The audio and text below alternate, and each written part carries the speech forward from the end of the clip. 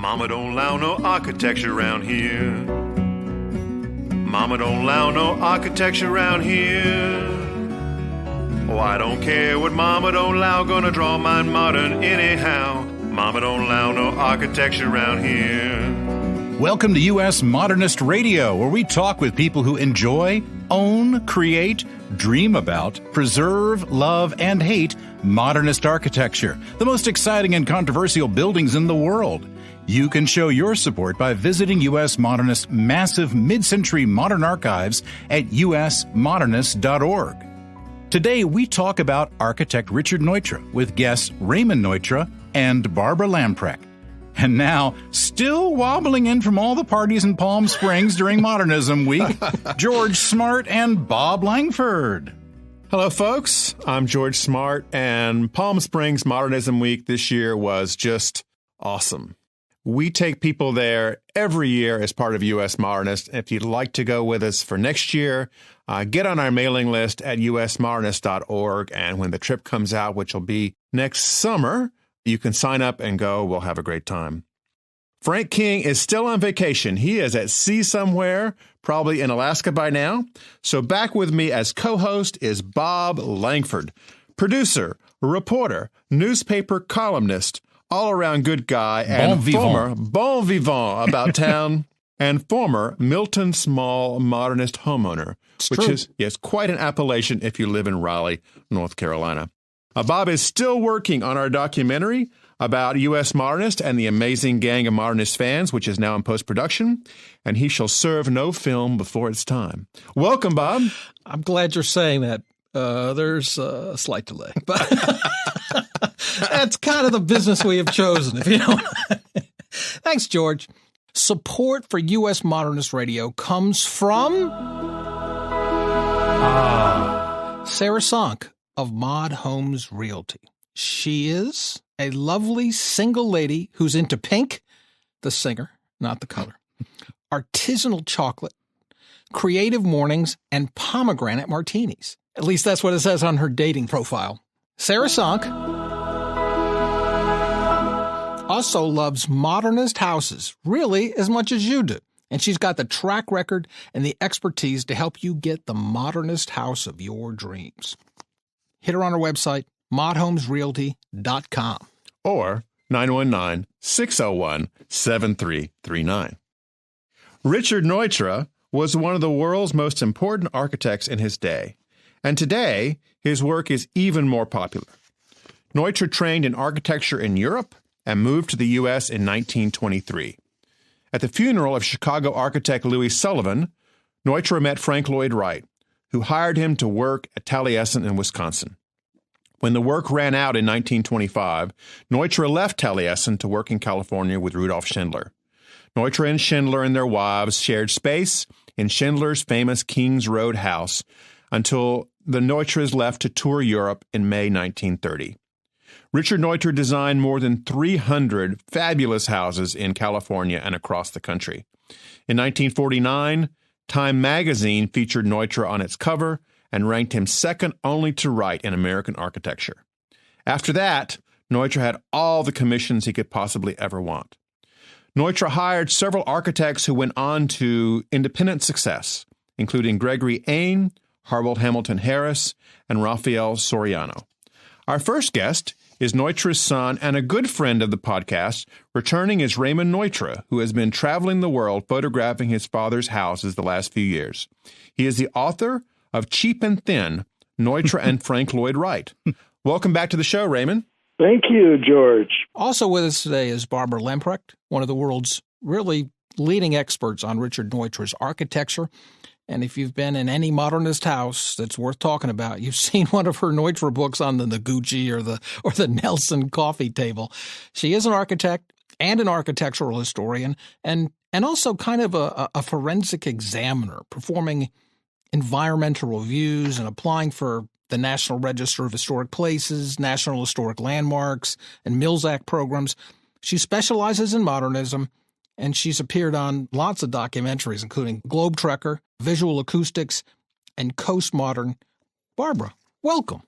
Hello, thank you for that rather stellar introduction. Well, you deserved every word. Raymond, tell us more about Cheap and Thin, Neutra and Frank Lloyd Wright. The idea of having this book, Cheap and Thin, whose title comes from the fact that when Frank Lloyd Wright discovered that the 1932 MoMA exhibition would have my father in it, he commented to Henry Russell Hitchcock that my father's Lovell Health House of 1929 was cheap and thin, and said a number of other uncomplimentary things.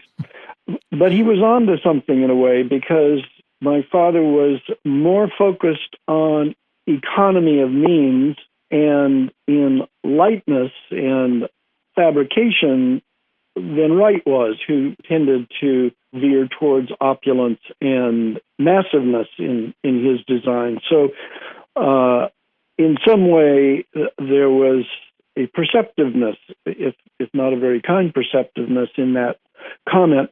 And I wrote the book as a Kindle book. It's 250 pages with 90 color photographic illustrations, because I wanted to make it accessible. So it's yours for $3 at Amazon. That is a deal. And it was meant as a pointer to a website that I developed with a professor of history at Cal Poly Pomona about the social history of the Neutra studio and residences, where I grew up. A really economical project on a 60 by 70 foot lot that in my youth accommodated 3 households as well as my father's small architectural studio. And as I was growing up, I not only eavesdropped on a series of interesting clients who had come for their client interviews in our living room, got to know some of the people who started their careers there in that little office, and enjoyed my own nuclear family, but also an extended family. My grandparents came and looked after us for several periods of time while my parents were traveling, and my maternal Aunt Regula, who had been an Army nurse and headed up tent hospitals in General Patton's Army going through World War II, and then was a war crimes translator, came back for 8 years and lived with us and was office manager. So there were a lot of interesting people who came through that space, including some 300 guests that my mother kept track of between 1939 and 1963, where she listed everyone who came to dinner, what she fed them, and what she sang to them as a musician. No kidding. Barbara, in terms of the whole field of modernist architecture, of which you're familiar, what are some of the things that separate Neutra's designs from, say, Wright's and others at the time? How was Neutra unique in his approach to designing houses and buildings? One of the most important questions in 20th century architecture, and especially modernism, is dissolution of the boundary between indoors and outdoors. If you pick up on virtually any Dwell magazine or any magazine having to do with architecture, people will talk about this, indoor-outdoor thing, especially in California. And while Wright and certainly the Stillian architects in Europe introduced things like the diagonal corner, as did Erich Mendelsohn, another employer of Neutra, Neutra had very specific reasons for wanting this melding, if you will, of the boundary between indoors and outdoors. And that was his great faith and immersion in concepts of environmental psychology, evolutionary biology, early disciplines that are called physiological psychology, and all of these propelled an architecture in which it's not just romantic nature that we want to be in contact with as human beings, but it is partly the environment that we evolved in. And therefore, we realize the very depths of our humanity, the very parameters of our humanity by this kind of melding. And it doesn't always have to be actual nature. It can be, if circumstance demands it, the attributes of nature. Now, didn't Neutra often go and live with some of his clients and kind of get their psychology before designing a house? Well, both Raymond and I have much to say on this, and he trained his office, in fact, to conduct what were affectionately called client interrogations. And a husband and wife, typically a couple, would be asked to do an autobiography, if you will, their daily rituals, their wants and needs, whether or not they could stand the smell of cooking, or whether they needed a dark room at the beginning of the day, or when they retired. It was a kind of programming, if you will. It's part psychological intake, like Freud, but it's also, as Raymond has often pointed out, part of a medical intake as well. So it had kind of both features. And then with those letters, the next step would be to underline some of the chief comments by each in a very thick red pencil. And then, which is quite extraordinary, then as a series of iterations on that, what he would come up with was an office sheet that was labeled an abstract, and in it there would be a plan, a section for plan, a section for elevation, and a section of details. And each one of them would be filled with how are those clients' needs and wants fulfilled? How does architecture respond to that? But at what point does the doorbell of the client ring and there's Richard Neutra coming to visit? When does he show up? Well, they would typically come to him and be introduced to himself and whatever maybe the project architect he'd be working with. At some point, depending, Neutra would visit the site, and if he could, he would choose the site among the alternatives that a client would be interested in. And he's known on at least 2 occasions to have walked sites, for example, the Rice House in the East Coast in Virginia. He would walk the site at night under the moonlight because he suggested that we don't just occupy houses during the day, we occupy them at night as well. And if Neutra visited as many houses as we say George Washington slept here, Neutra was always doing what we would call today post-occupancy evaluations, POEs, on an informal basis. I mean, there was something quite peripatetic about his visits to houses at all hours of the day or night, but peculiarly often around dinner time. Well, Raymond, tell us more about this, because I've always heard the stories about your dad going and hanging out with the families and watching the way the parents and the kids interacted and what rooms of their existing house they used and what they didn't use in order to create a total living experience for them in a new house. You know, I'm not aware of that. It was more visiting after the house got done, and then these careful interviews in the living room of our house, which was where clients met. So I think that what you're describing is more of a myth than something that I can confirm. Okay. Well, we'll dispel that myth right away. There you go. I'm still looking up peripatetic. It says a disciple of Aristotle. Well, it's being constantly in motion. Moved around a lot. Okay. Yeah. Kind of, in Australia, they call it a walkabout, right? Oh, there we go. It's Greek for walkabout. Wallaby, you're thinking. got it. In the last 10 or 20 years, these houses that Richard Neutra designed and were ultimately built have been turning 50, 60, 70 years old and are reaching different fates. A number of them have been endangered. Some of them have been destroyed. There's one I wanted to bring up first and ask your thoughts on this. I've noticed some people using this as a proper noun. They call it the full Maslon. And that's about a house in Rancho Mirage. You want to tell us about that, Raymond? My understanding is that when the Maslons died, the fellow who bought the house somehow knew them, and no sooner had he bought it that he just had it destroyed. And it's sort of a mystery about, why he would do that. Then he rebuilt the McMansion there. currently here in where I'm living now in Pacific Grove, next door in Pebble Beach, there's a Neutra house built for a photographer named Connell. And a woman who owns a big tech company in Silicon Valley liked the lot, bought the house, and applied for a demolition permit, and then was told, well, no, this is of historical significance. And local preservationists actually, with Barbara's help, got it eligible for the National Register of Historic Places and on the California State Registry. And within a month or so, environmental impact study will come out evaluating this proposal. But while this was going on, mysteriously, an alleged vandal came in and very systematically took a chainsaw and cut through supporting beams and posts in a way that looked very professional. This vandal has not struck any other property in this area.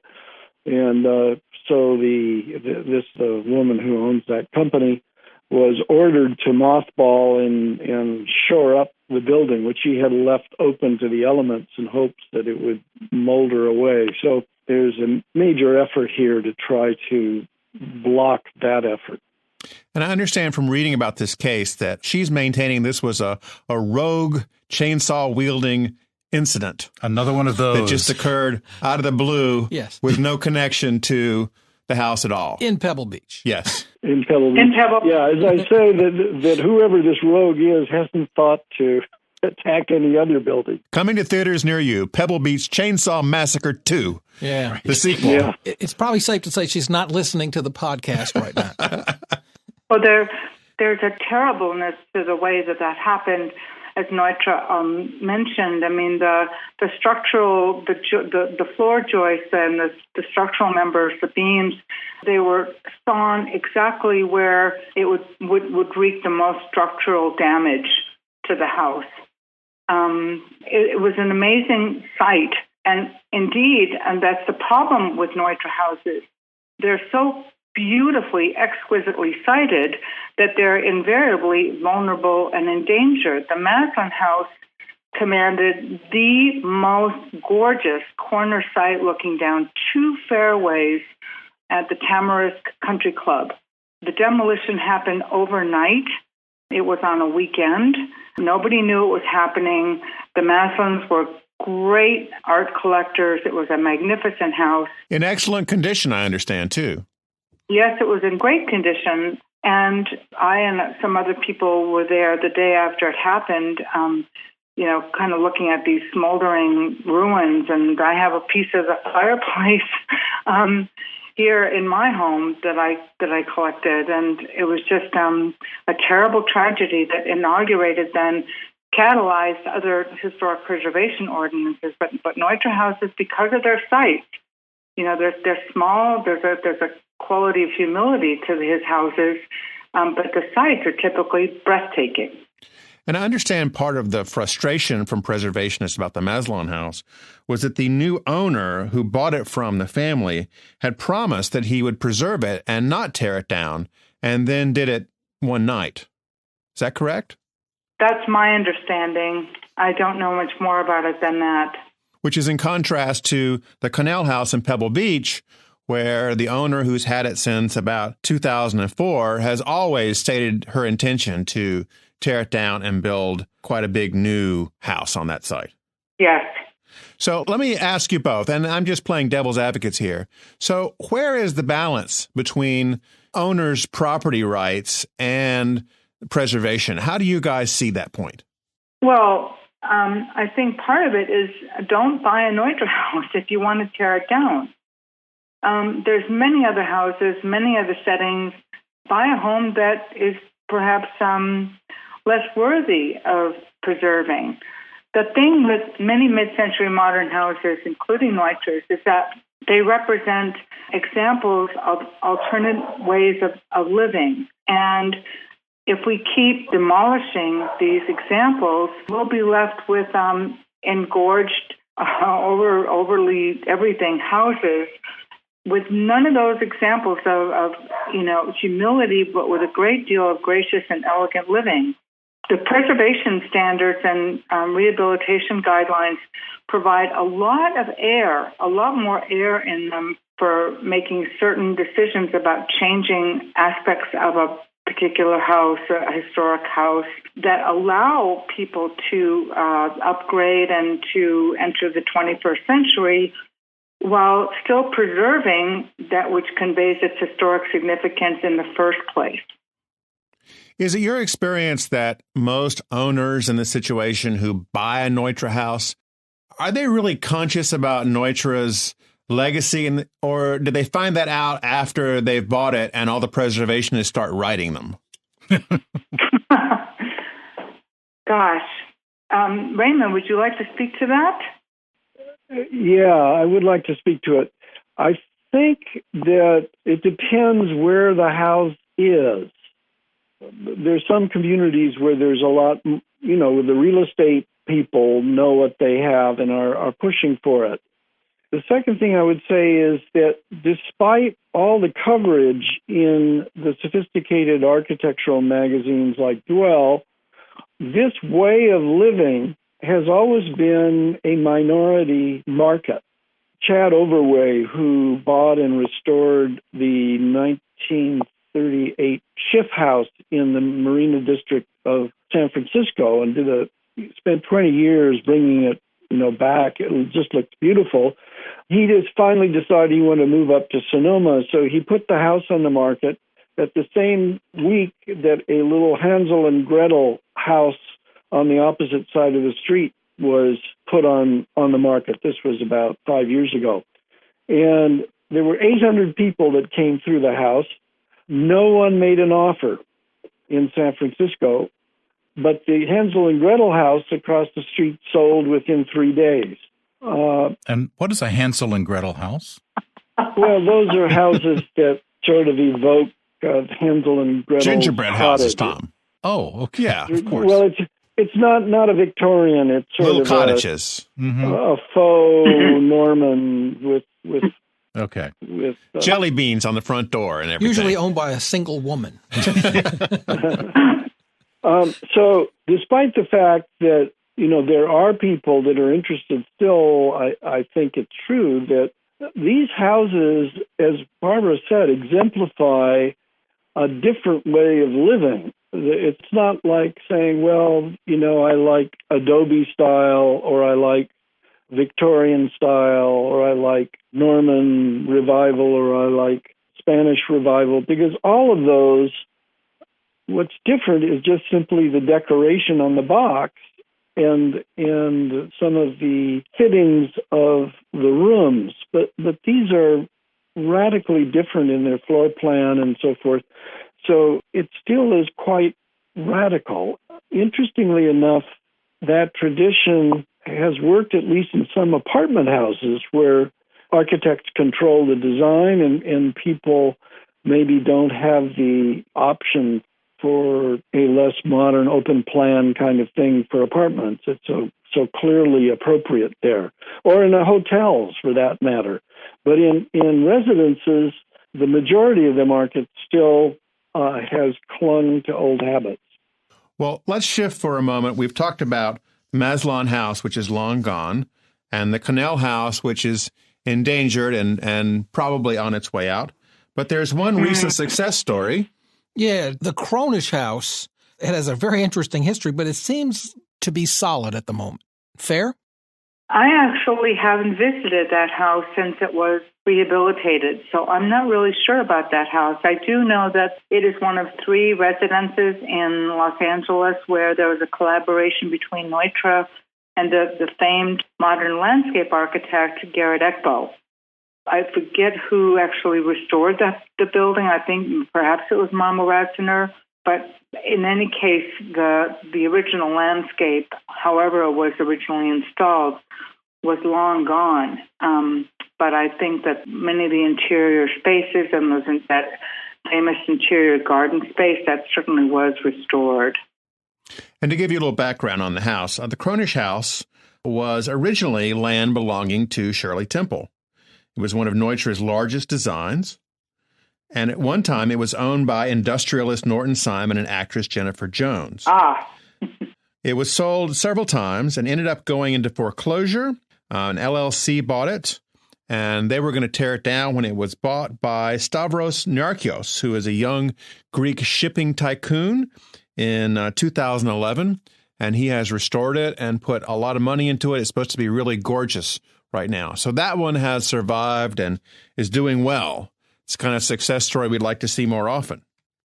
Yeah, George, I should say that this was an effort on the part of Linda Dishman and the LA Conservancy and Marmol and Radziner that somehow knew this guy and convinced him to buy it from the LLC. So it wasn't as if he just happened to come along, that there was a real effort to find a buyer that was willing to restore it. Do you think the fact that it's almost 7,000 square feet makes it more universal in this market today? Well, if somebody wants a McMansion, I guess they already have it. Was that larger than the average Neutra house? Yeah. Yes, quite larger. Right. By a lot. Much more. Neutra tended to design more compact houses with more brilliant use of space. That was one of the genius things. When you walk through one, you're kind of amazed how everything flows together. And he was fabulously loved by his clients, I understand, which was a totally different experience than working with Frank Lloyd Wright, who had to, disdain for most of his clients and ultimately sometimes vice versa, right? Well, in fairness, there are a lot of Wright clients who were very happy. I think he's got in some ways, the reputation isn't fair to him, but he clearly, what was different, I think, with Wright was that he often looked at each new thing as a new opportunity to experiment, while my father sort of looked at architecture as being akin to medicine. And when you go to the doctor, you don't want him to be improvising some radical new treatment on you for... Let's see what leeches will do here. Yeah, indeed, there were a lot of... until recently, there were a number of 90-year-old clients who'd been living in these houses since the late 50s and still happily in their homes. I've interviewed a number of them, and so has Barbara. Raymond, you touched on Wright, so let me ask you about Cheap and Thin.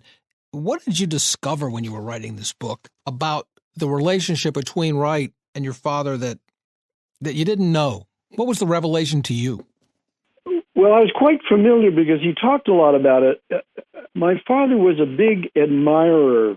He held Wright in awe, and he acknowledged the admiration, but he didn't acknowledge or wasn't very clear about what impact Wright had on him.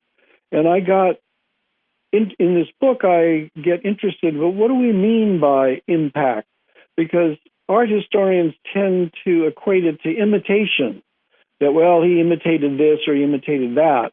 But I think one of the things was inspiration, that, and maybe I could read to you a letter that my mother wrote about their visit to Frank Lloyd Wright. She came literally straight from Ellis Island, then described in a letter to her mother back in Europe what it was like for her. And she hadn't seen her husband for 9 months. In 1924, she was 23 years old. So here's what she writes. Thursday morning, we started from New York, arriving in Spring Green Friday evening. Moser awaited us at the station with his car. He is tall and slender, has brown eyes and sharply cut features. To walk to Wright would take an hour on an impossible road. We passed a wonderful lake river, ascended a curve, and suddenly there we were without noticing the house. It is a one-story house, quite low, winding around the hill like a snake, becoming higher only at the top of the hill. It is impossible to describe the first impression.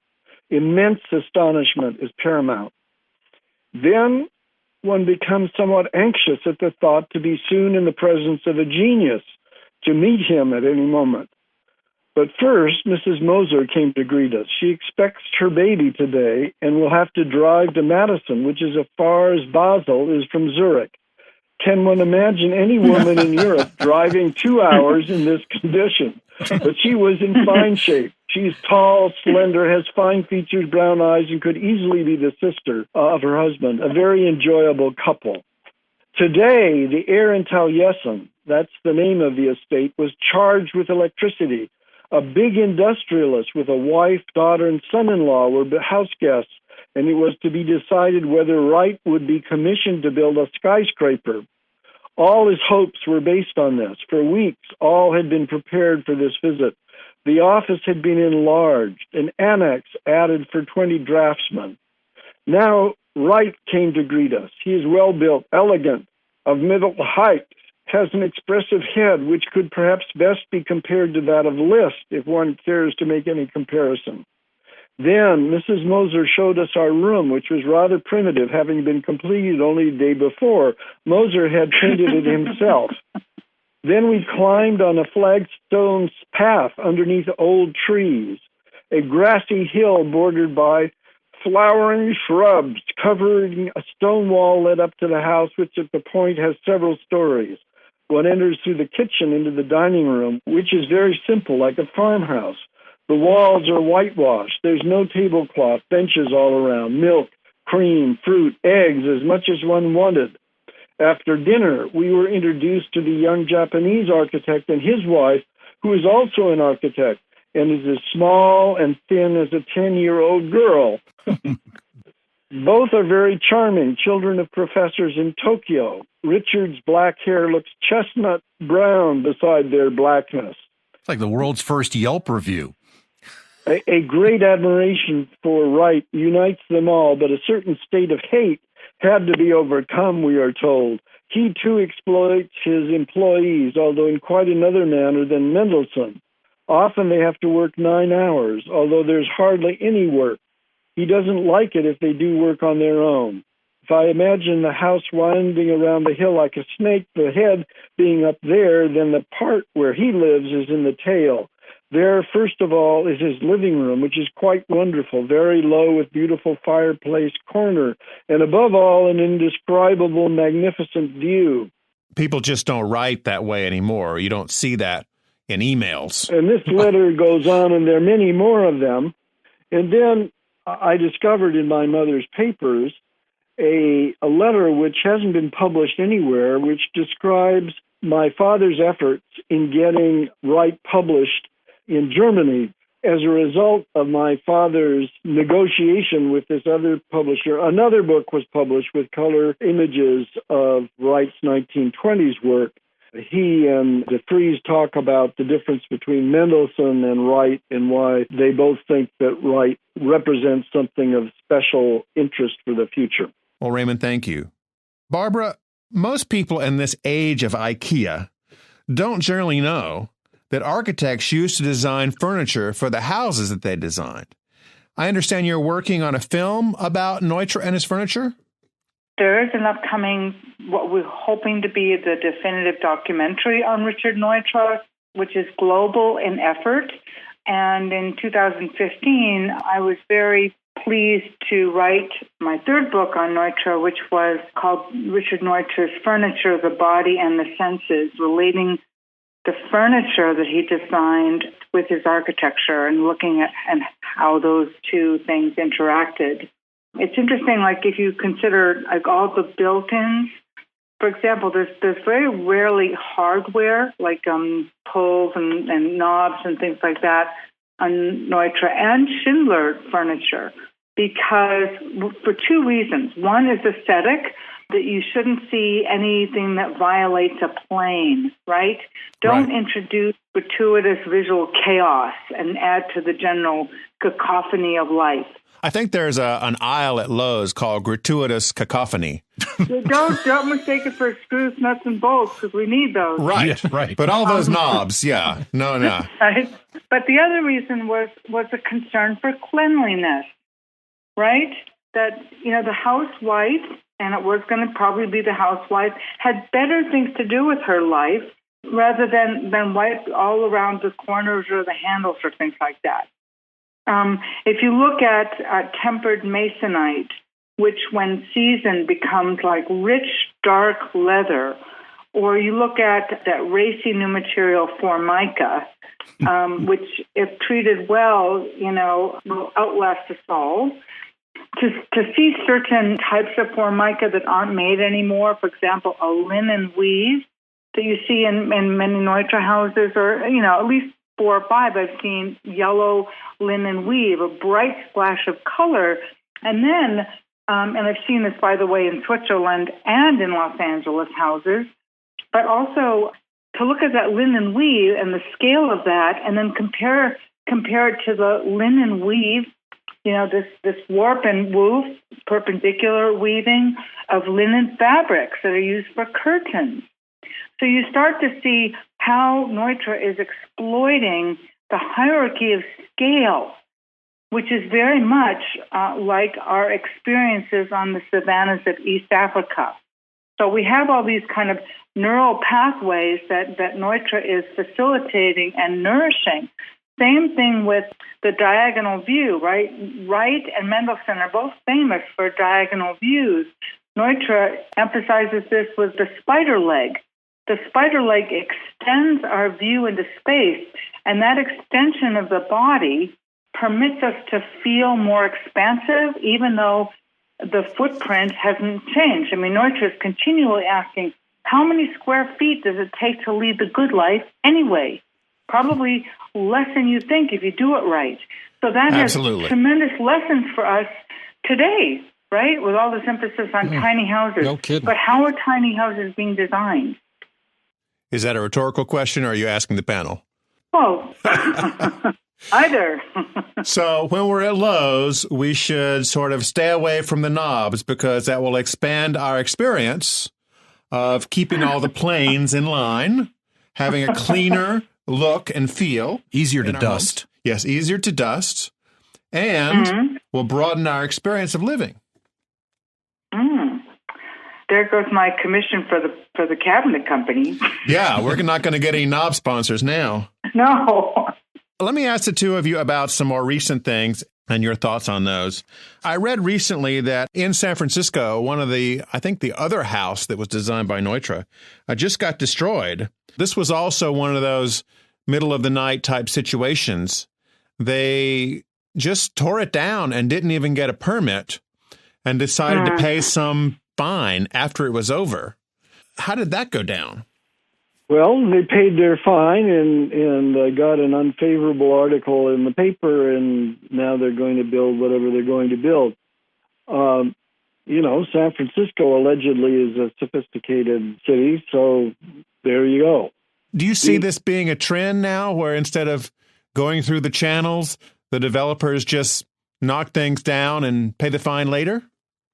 Yeah, I think that there's some people who, Barbara, you might talk about the Roberts house as an example of a house that has been brought back with the intention of selling it, so that it's a question of aesthetics and ethics. The Roberts house was purchased by a young pair of people who had already done a renovation and selling of a Schindler house. And their appetite was whetted by this opportunity to restore, rehabilitate, and then sell a Neutra house that was in a wildly unpopular area of L.A., West Covina. I mean, it was beautiful surroundings and rolling hills, I think on 3.5 acres, an amazing view of Mount Baldy, a wonderful snow-capped mountain. And they really went out of their way to do it right. So a lot of labor and craft, primarily the work of noted Neutra craftsman Eric Lammers, Joe Carroll, and they restored very much according to original finishes, but almost more importantly, the craftsmanship devoted to structure. Another wonderful example of work being preserved and rehabilitated is the 1928 Jardinette Apartments, when Neutra designed it with Rudolf Schindler. That has been workforce housing in the city of Los Angeles in a kind of an unpopular area in Hollywood since the day it opened, and now it's being rehabilitated. And what's intriguing about that is that even though these spaces are quite small, Neutra always provided different ways of entering and manipulating the space, so that even in small spaces, there was a private entrance and a public entrance, more doors than normal, and a lot of glass to partake of the environment. And especially there's these garden balconies, the jardinette, that was a complete novelty in Los Angeles. So there's extremes. I mean, Neutra houses tend to be purchased now today by quite wealthy people, often celebrities. And then on the other hand, there's the demolition of the Largent house in San Francisco and the Maslin, and that goes on all over the place too. Let me ask you this. It's not fair to look at George and myself and Tom. I mean, we're all infected by sort of the modernism bug. But Raymond, you're an epidemiologist, and I guess my question is, shouldn't the antibodies of Italianate villas and Spanish revival style, shouldn't that have taken over by now? Why does modernism persist? As an infection? Yes, as an infection that has come along into our psyche. Why is it still around?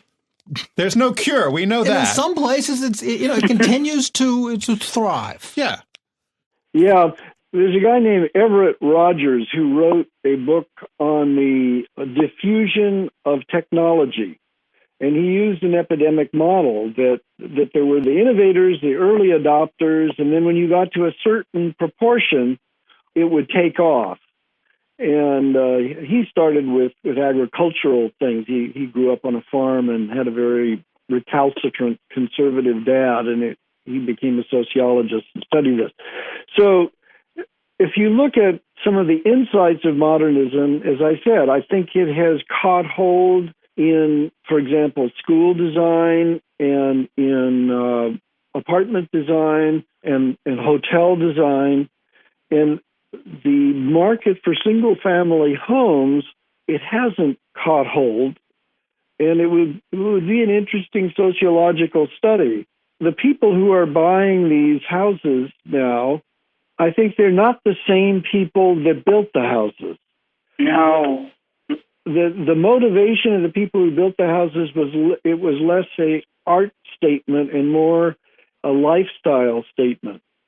Barbara and I went to visit a 90-year-old Mr. Sale, who built his house in Brentwood up on the hills. And he and his wife, well, his wife was an artist, but he was a hiker, and it was the outdoors part of it that, and he was also an engineer. And it was a different vibe than some of the people who are buying now, where it's more an art statement. I think that some of the people that are buying the Eichler homes maybe are continuing in the lifestyle mode. And I don't know. Do you want to comment on that, Barbara? Well, I think the Neutra houses, especially here in Los Angeles, like all of Los Angeles residential architecture, I mean, it's so very expensive now. And the kind of original clients that approach Neutra, some very boldly, with not that much money, I mean, solid middle-class people, but yeah, they did have a lifestyle that they were looking for. I mean, they were often post-war, and there was a general feeling of optimism of the future. I mean, that was why Formica was so cool, right? It was something of the future. And now I think that the people who buy Neutra houses are hungering for some golden aura from the past, where mid-century America was a happier place, maybe, or that was a myth about it, that now we have irony and sarcasm and cynicism and discord, and there's something about a Neutra house. There's a quality of livability, of openness and transparency, and they weren't collectibles in the way that they are today.